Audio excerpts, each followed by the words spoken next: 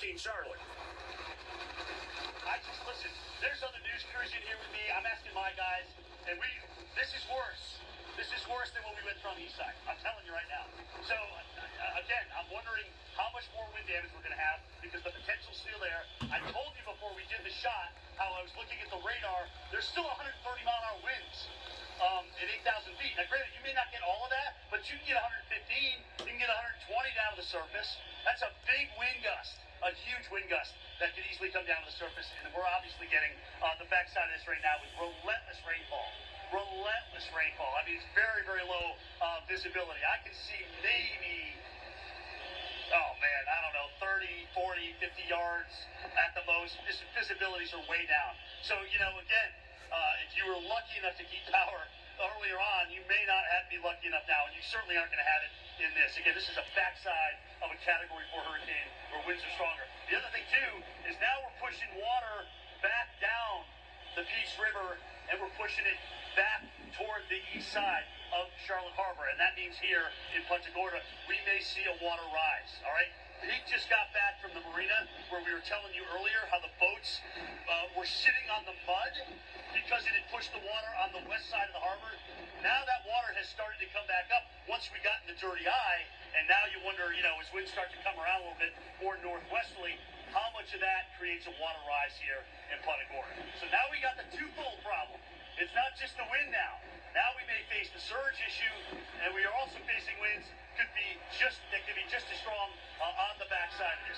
Again, don't let your guard down because we have got a long night ahead of us here. Guys, would you believe I'm actually inside the garage right now? We're inside the park garage watching this go on the outside. Dr. Knapp, there's no way I can stand up. I already have been lifted off my feet a couple of times today. That's enough of that. But you can see what's going on outside this garage.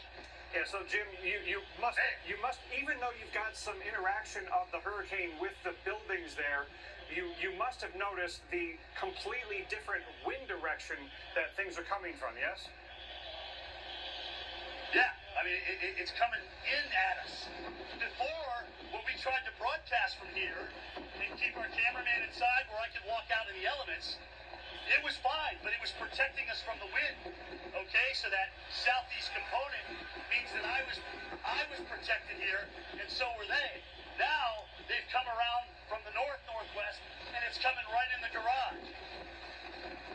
And that's why you're seeing Brad wipe the lens.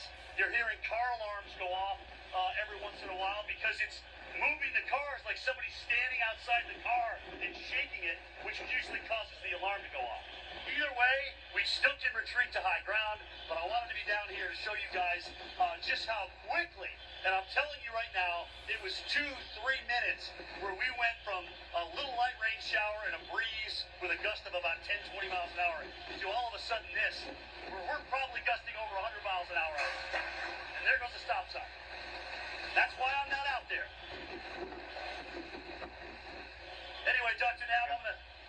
And Jim, you've got now, here's the really sobering part, is you've got hours of this now to go on the backside. It's still blowing onshore right now on the south side of this into Fort Myers Beach. Yeah, that's a problem, because that's going to keep the water up. Dr. Knapp, I was talking to friends of mine earlier down in Bonita Springs, and they literally had the Gulf of Mexico come right in and across into these little, intercoastal waterways and things like that. There's my friends, I'm telling you right now, there's at least 12 foot of surge down there in Bonita Springs. They got huge problems. And again, we're not going to be able to, I just want to make sure that stop sign's not going to blow in here. No, it's, okay. When this thing gets, revealed to us as it pulls away, and we get, aircraft to get up there and give us an idea what's happened here, you're going to see Southwest Florida completely rearranged. A lot of these barrier islands, some of them may have cuts through them, they may be gone. This is going to be unbelievable. Yeah, because Jim, the couple of gauges that we've got down there are very unlikely to be capturing the highest levels of water above normally dry ground on Fort Myers Beach and in Naples. And we have really seen this time how this is not just a beachfront problem on Fort Myers Beach and Naples. No. It was going blocks inland in Naples, and even the gauge along the Caloosahatchee River in Fort Myers, the closest gauge that we have to you that's inland, but it's along the river, is still up at 7 feet above normally dry ground, miles from the Gulf of Mexico. Doc, do you remember the hurricane they had? What was it, in the 60s? Was it Dora? I'm just trying to remember the one. Well, you're probably thinking of Donna 1960. That came in and went through the Keys, Southwest Florida, and then up the entire east coast of the U.S. Oh. And a lot fewer people and structures were in Southwest Florida and Florida in general at that time, some 62 years ago. Oh, gosh, there's a car trying to come in while one is trying to go out for some reason. Yeah, you wonder if that was a person who was out during the eye and just made it back. Yeah, I mean, this is just one. If you think about it too, since 1964, all the changes. A lot of these areas were just left alone, and now pretty much every inch of sand is covered by a property, a home, and unfortunately now, Hurricane Ian storm surge. All right, guys, hunker down, be safe.